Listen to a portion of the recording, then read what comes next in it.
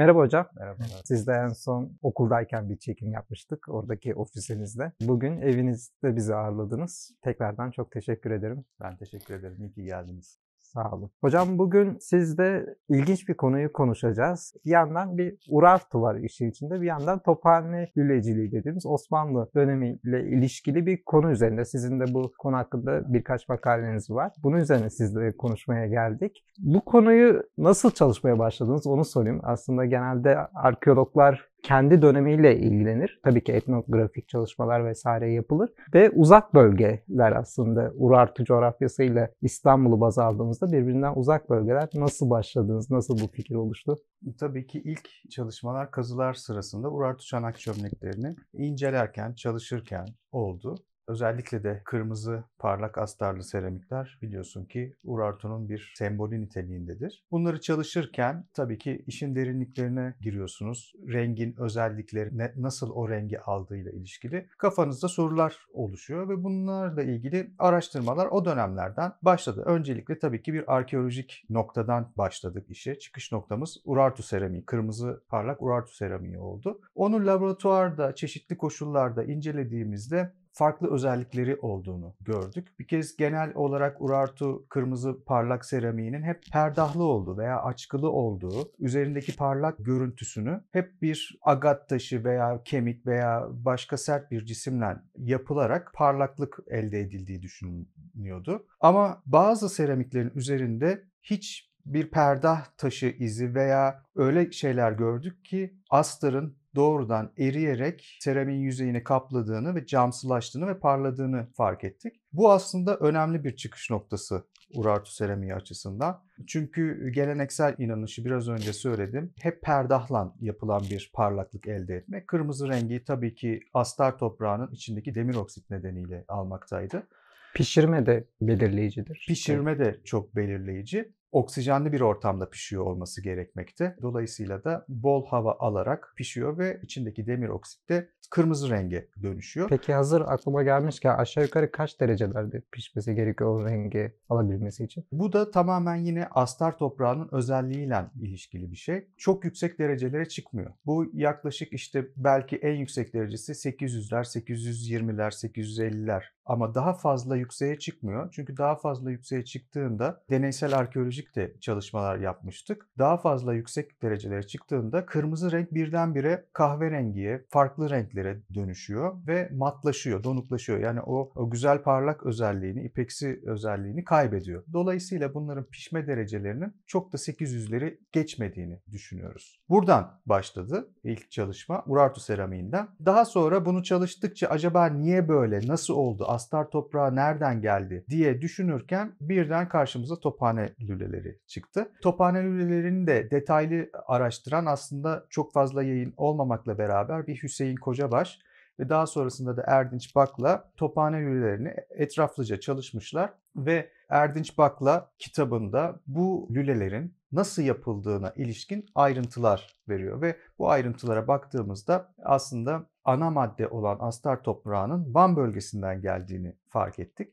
Ve bunu öğrendikten sonra zaten çalışmalar farklı bir boyut almaya başladı. Aslında benim için de tesadüf mi diyeyim artık farklı kazılara gitmenin avantajından kaynaklı diyebilirim. Normalde daha çok tarih öncesi ya da protohistorik kazılara gittim ama İstanbul'da da çok çalıştığım için Tophane Lüleci'yle bir yerde çok haşır neşir de olduk. Tabii ki özel bir bu konuda nasıl diyeyim uzmanlaşmadım. Onu öyle bir iddiam yok ama Üsküdar'da çalışırken çok sayıda lüleyle karşılaştık. Siz de daha yayından önce konuştuğumda hatta şaşırmıştım. Urartu Van'la olan ilişkisi üzerine. Önemli bir konu. Peki lüle hakkında biraz bize bilgi verebilir misiniz? Lüle nedir? Biz tabii biliyoruz az çok kendi açımızdan. Lüle aslında daha çok tütünün içine konup içildiği bir araçtır. Bir pipo gibi düşünebiliriz bunu ama Tophane lülesi, Tophane lüleciliği dediğimiz zaman aklımızda spesifik bir takım özellikler beliriyor. Bu özellikler zaten Tophane lülesini Tophane lülesi yapıyor.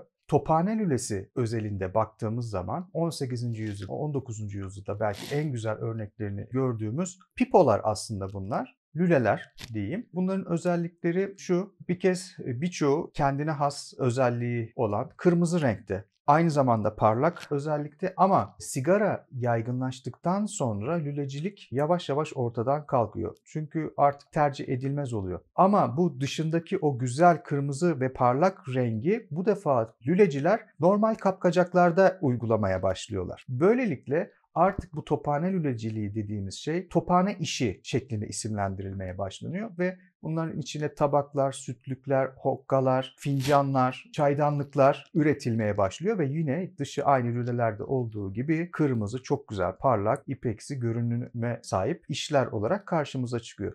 Dolayısıyla biz lüle dediğimiz zaman sadece tütünün içildiği bir lüle anlıyoruz, ama bunun dışında Osmanlı döneminde en güzel ürünlerin, özellikle işte 19. 18. 19. yüzyılda en güzel örneklerinde bu farklı formlarda üretilen eserler olduğunu görüyoruz. Peki İstanbul'daki lüleler üzerinden ilişkilenmesi, yani Van'la ilişkilenmesi sürecini biraz anlatabilir misiniz? O özellikle Tophane Lüleciliği kitabında da sanırım bahsediliyor biraz. Evet, tophane lülelerine baktığımız zaman, özellikle de biraz önce ismini andığımız Tophane Lüleciliği isimli Erdinç Baklan'ın kitabında lülelerin nasıl yapıldığını, yani daha doğrusu bu kırmızı rengin, parlak rengin nasıl elde edildiğine dair bir takım veriler alıyoruz. Aslında Erdinç Bakla'dan önce Hüseyin Kocabaş 1960'larda yayınlanan bir makalesinde artık İstanbul'da son kalan bir tophane lüleciliğinin, lüle atölyesinin ustasının yeğeniyle konuşuyor ve ondan bazı detaylar alıyor. Artık 1928'lerde tophane lüleciliği tamamen ortadan kalkıyor. Ama lülenin nasıl yapıldığına ilişkinde veriler derlenmiş, toplanmış ve buraya baktığınız zaman bunların tek pişirimde olduğunu görüyorsunuz. Tek pişirimde astar toprağı, astar oluşturulduktan sonra, süzüldükten sonra ve astar elde edildikten sonra lülelere sürüldüğünü ve çok yüksek olmayan derecelerde yine fırınlandığını ve fırından çıkartılınca sanki bir üzerine cila sürülmüş gibi parlak ve kırmızı bir renk aldığını söylüyor. Ve bu astar toprağının ham maddesi araştırıldığında o dönemde Gülbahar isimli bir toprak türünün olduğu söyleniyor. Gülbahar toprağının da Van civarından, Van Gölü civarından, Van çevresinden geldiği vurgulanıyor. Bu bilgiyi aldıktan sonra aslında bölgede çeşitli araştırmalar yaptık. Çeşitli köylere gittik. Van civarında arazide epeyce bir dolaştık. Ancak Gülbahar toprağını ne duyan ne bilen hiç kimseye rastlamadık açıkçası. Ama şurası gerçek ki hem tophane lülelerinde kullanılan astarın aynı özellikte olması hem de Van bölgesinden gelmesi aslında bu astarın benzer özelliklerde olduğunu bize gösteriyor. Her ikisi de kırmızı renkli, her ikisi de fırınlandıktan sonra parlak bir hal alıyor. Ancak bunların tophane lülelerin de çok yüksek derecelerde olmadığı söyleniyor. Yine 800-850 derecelerde piştiği ifade ediliyor. Ve çok ilginçtir ki bu tip fırınlar aslında yukarı yönlü hava akımıyla çalışan veya updraft denilen bir fırın türü. Bu fırın türü de aşağıdan yakıtını verirsiniz. Üstte de yüklüğü vardır. Seramikleri de üstte yüklersiniz ve ateşle eserler arasında, işler arasında bir ızgara tarzı bir delikli bir yapı vardır. Aşağıdan gelen hava ve dolayısıyla ateş ve ısı yukarı çıkar ve böylelikle yukarıdaki kaplar pişer. Aklıma gelmişken sorayım. Şimdi alttan evet geliyor sıcaklık. Seramiklerin alt kısmı daha yoğun pişmez mi? Yani kabaca ben şimdi aklıma geldi. Evet, kesinlikle. Şöyle ki onun için fırın yerleştirmek ayrı bir ustalık gerekiyor. Bunu herkes yapamıyor. Ancak bunu ustaların yerleştirmesi gerekiyor. Dolayısıyla örneğin bir tophane lülesinde de bir Urartu seramiği de pişirilirken çok özen göstermek gerekiyor. Ateşin ve ısının ve oksijenin eşit bir şekilde fırın yüzeyine dağılması gerekiyor. Dolayısıyla bunu yapmak ayrı bir uzmanlık gerektiriyor.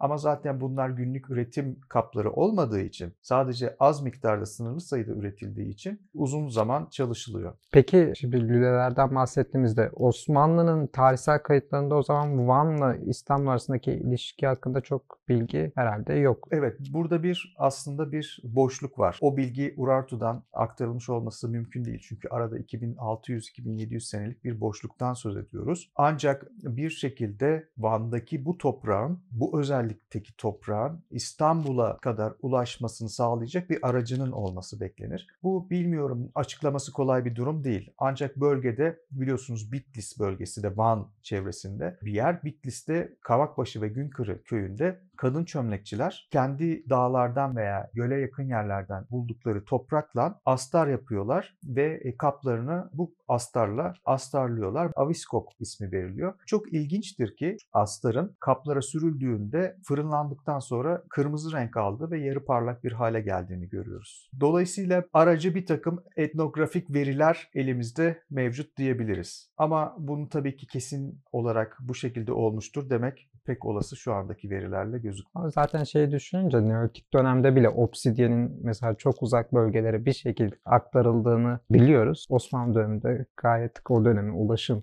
yöntemleriyle aktarılmıştır, illaki o kilde gelmiştir diye düşünüyorum. Şimdi asıl vurgulanmak gerektiği kısmı sizin de makalenizde vurguladığınız arkeometrik çalışmaların azlığı ve neden bu çalışmaları yapmak gerektiğini, özellikle bu lüle konusunda gerektiğini sormak istiyorum size. Aslında Urartu seramikleri, Urartu kırmızı seramikleri üzerine yapılmış arkeometrik çalışmalar var. Yani bunun çeşitli yöntemlerle, kimyasal, fiziksel yöntemlerle içerik tespiti yapılabiliyor veya kırmızı rengi nasıl aldığı, eriticinin eriyerek parlamasını sağlayan maddenin ne olduğunu ilişkin bir takım veriler elde edilebiliyor. Ama bugüne kadar Urartu seramiğinin üzerinde eriyerek pekişen, yani sinter bir hale alan astar toprağının kullanıldığı bilinmediği için bu gözle hiçbir zaman bakılmamış. Oysa baktığımızda Urartu astar toprağı pekişen bir astar. Dolayısıyla bunu aslında ya pekişmiş, bazen sinter veya Roma dönemindeki bir seramik grubuna atfen terra sigillata astarı ismi veriliyor. Yani bu aslında Roma döneminde terra sigillatalarında kullanılan bir yöntem. Ancak Akdeniz'de çok bilinen bir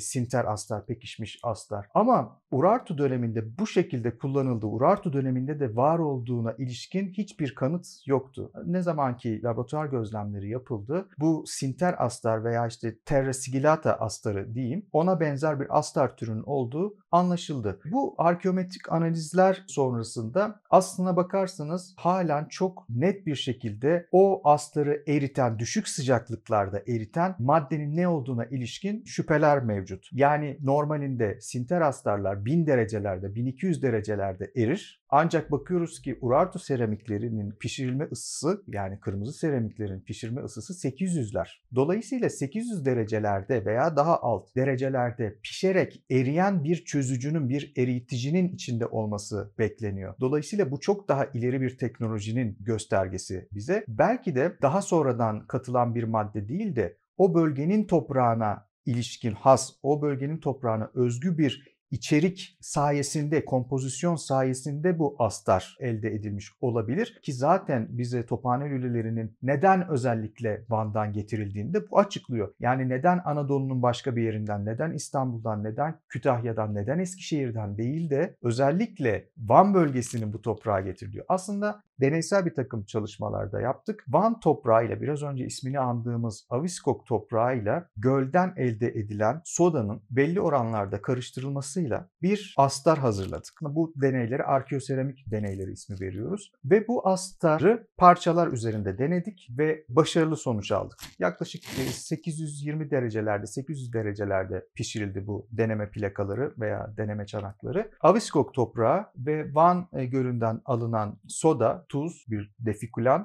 oluşturduk ve askıda beklettik bir süre. Böylelikle astarın en ince partikülleri, asıl astarı oluşturan toprak yukarı çıktı suyun içinde ve biz bunu aldık, seramiğin üzerine astar olarak sürdük ve fırınladık. Fırından çıkan sonuçlar da oldukça yüz güldürücüydü ama bunlar henüz daha başlangıç aşamasında. Gelelim işin tophane kısmına. Tophane lüleleriyle ilgili şu ana kadar yapılmış herhangi bir arkeometrik çalışma bulunmamakta. Dolayısıyla bizim bu yaptığımız hem deneyler hem de Urartu seramiği üzerindeki arkeometrik sonuçlar ile tophane lülelerinin üzerinde yapılacak sonuçların karşılaştırılması gerekmekte. Aslında çok bir alan kalıyor maalesef. İstanbul'daki lüle çalışma Osmanlı dönemine tekabül ediyor. Haliyle arkeologların pek ilgi alanına girmiyor. Yani o bölgede çalışanların açısından diyorum. Farklı tarihçilerin, sanat tarihçilerin belki alana giriyor. Aslında ilginç çalışılması da gereken bu konu. Hatta İstanbul Arkeoloji Müzeleriyle bu anlamda ortak bir çalışma da gayet yürütülebileceğini düşünüyorum. Çünkü çok fazla envanterinde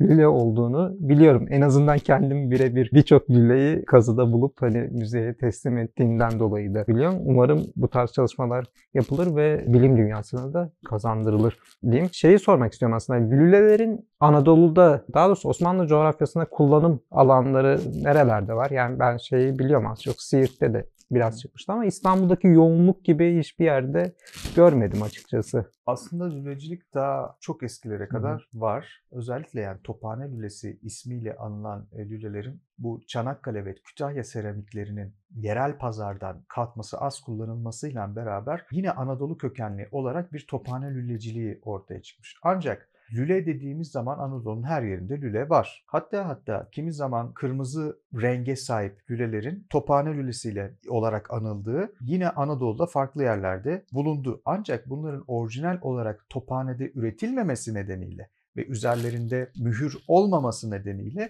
bunların İstanbul üretimleri olmadığını çok net bir şekilde biliyoruz. Yani asıl menşei, asıl üretim yeri İstanbul olduğunu biliyoruz ki hamurunun oluşturacak toprağı da Ok Meydanı'ndan almaktalarmış. Ama Anadolu'daki birçok şehrimizde tophane lülesi tarzında üretimlerin olduğunu biliyoruz. En yakın örneğin İzmir'de Agora'da yığınla lüle çıktı ve onların bir kısmının da yine tophane lülesini andırdığını görüyoruz. Peki yine 17.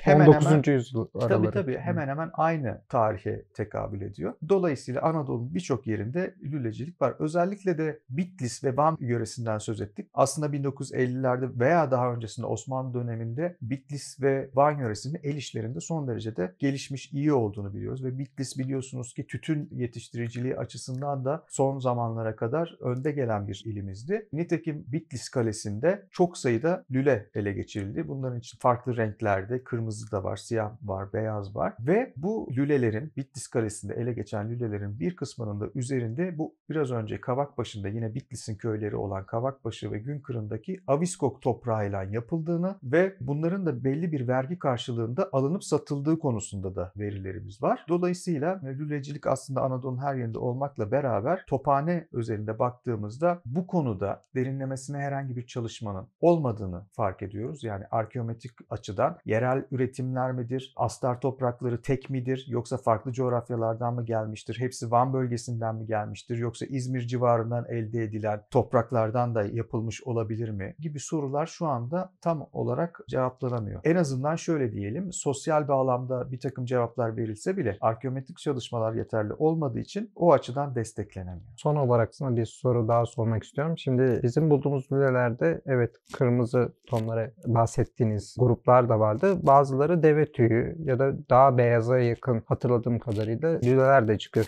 Peki diğer renklere sahip lülelerin killeri o zaman farklı bölgeden gelmiş diyebilir miyiz? İstanbul'dakiler farklı topraklardan, çamurlardan yapılmış olabilir diyebiliriz. Aslında bir dönem sırlı lüleler de yapılmış. Ancak çok kullanışlı olmamış, tercih edilmemiş o dönemde. Sırlı lüleler çok fazla kullanılmamış. Bu arada hemen hatırlatmamız gerekir ki bu astar dediğimiz parlayan astarın sır olmadığını söylememiz gerekiyor. Bu kesinlikle bir doğal topraktan oluşturulmuş bir astardır. Yani içine herhangi bir çözücü olarak sır niteliğinde bir şey eklenmemiştir. İşte kurşun gibi veya işte sülyen gibi farklı sır statüsündeki astarlardan değildir. Bu tamamen doğal topraktan oluşan bir astardır. Yani doğal bir astardır. Buna sır diyemiyoruz ama ilk bakışta bakıldığında bir sır gibi parladığından sanki böyle bir izlenim elde edilebiliyor. Ama gelmişken hazır şeyi de merak ediyorum. Bazı lülelerin içinde böyle tütün kalıntıları da çıkıyordu. Acaba o tütünlerin kalıntılardan da analiz edilip tütünlerin de nereden geldiğine dair belki bir fikir edinilebilir, ne kadar bilgi edilir onu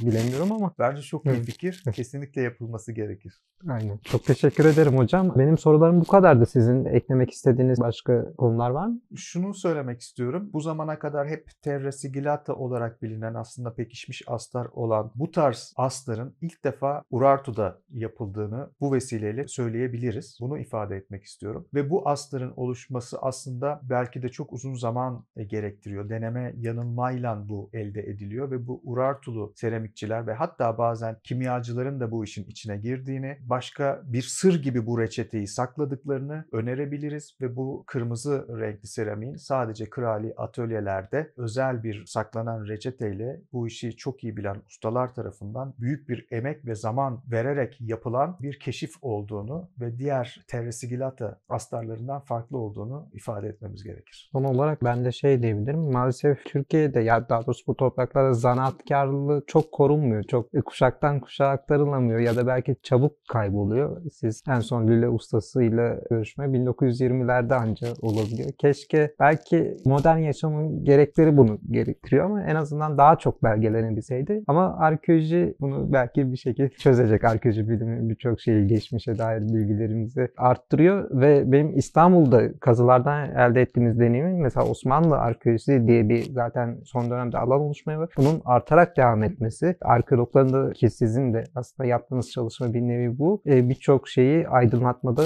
çok ön ayak alacağını düşünüyorum. Ben de sana katılıyorum. Burada hemen şunu da hatırlamamız gerekir ki arkeoloji yaparken sadece bir kazıdan çıkan buluntunun üzerine değil, aynı zamanda onun nasıl yapıldığına kafa yoracak kadar vakit ve enerjimizi harcamamız gerekiyor. Eğer bunları yapmazsak birçok şey sır olarak kalıp raflarda kalacak. Oysa bunları araştırmamız için bizim daha fazla bu tip şeylere kafa yormamız gerek arkeologlar olarak diye düşünüyorum. Tekrardan çok teşekkür ederiz hocam. Ben teşekkür ederim. Başka bir programda görüşmek üzere diyelim. Umarım. Çok isterim. İyi günler.